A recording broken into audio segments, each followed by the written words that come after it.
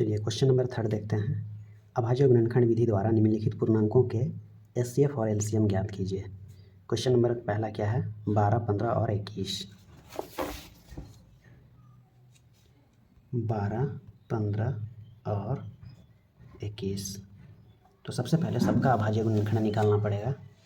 चलिए 12 का अभाज्य गुणनखंड करने पर क्या होता है? 2 छक 12, 2 तिया 6, 3 एका 3। तो 12 का गुणनखंड करने पर क्या मिला हम लोग को? 2 गुना 3। 15 का 3 पचे 15, 5 एका 5। तो 15 का गुणनखंड क्या मिला हम लोग को? 3 और 5। 21 का क्या हो जाएगा? 3 सते 21, 7 एका 7। तो 21 बराबर कितना हो जाएगा? 3 गुना 7। तो HCF ऑफ 12, 15 और 21। तो HCF किसको बोला जाता है? जो सब में कॉमन हो। तो यहाँ पर देखेंगे तीनों में कॉमन क्या आ रहा है? 3, जो कि क्या है? सब में है। तो ये हमारा क्या हो जाएगा? HCF। और LCM 12, 15 और 21। तो LCM में क्या करना है? जो सब में कॉमन रहता है उसको एक बार लिखते हैं और उसको छोड़ करके जो बाकी बचता है उसको सबको लिखते हैं। तो 3 को हम लोग एक बार लिख दिए और क्या बच गया? 2 गुना 2 गुना 5 गुना 7। चलिए इसको गुना कर देते हैं।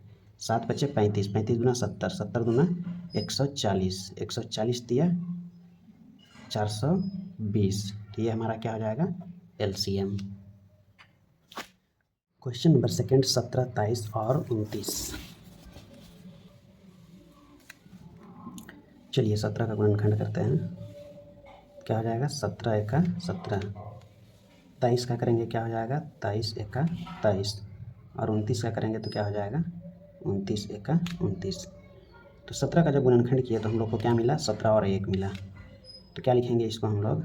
1 गुना 17। 23 का गुणनखंड करने पर क्या मिला हम लोग को? 1 गुना 23।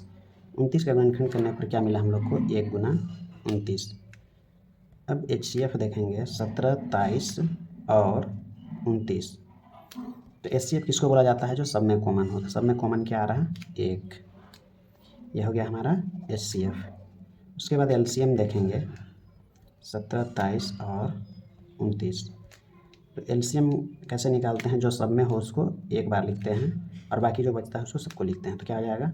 17 गुना 23 गुना 19। तो जब हम लोग इसको आपस में गुना करेंगे तो कितना होगा? 11,339। ये हो जाएगा हमारा LCM। क्वेश्चन नंबर 3, 8, 19 और 25। तो चलिए 8 का गुणनखंड करते हैं। क्या हो जाएगा? 2 चौके 8, 2 दूना 4, 2 एका 2। तो 8 का गुणनखंड क्या मिला हम लोग को?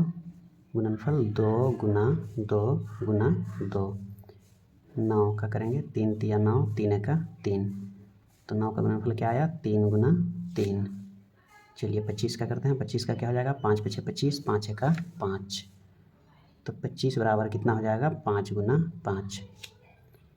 अब यहाँ पर इस प्रश्न में देखेंगे कि ऐसा कोई भी संख्या नहीं है जो तीनों में आ रहा। तो हम लोग को क्या करना पड़ेगा? 1 को भी लिखना पड़ेगा। गुना 1 गुना 1 गुना 1। तो अब देख सकते हैं तीनों में कॉमन क्या आ रहा? 1 आ रहा।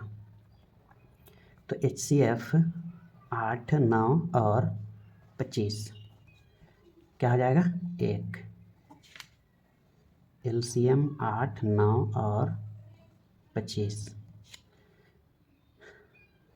तीनों में कॉमन क्या है? 1 है। और बाकी क्या बच रहा? 2 गुना 2 गुना 2 गुना 3 गुना 3 गुना 5 गुना 5। तो जब इसको हम लोग आपस में गुना करेंगे तो कितना हो जाएगा? 1800। तो ये हो गया हमारा LCM। क्वेश्चन नंबर 3 समझ में आया हो तो लाइक करें और चैनल को ज़रूर से ज़रूर सब्सक्राइब करें। Thank you.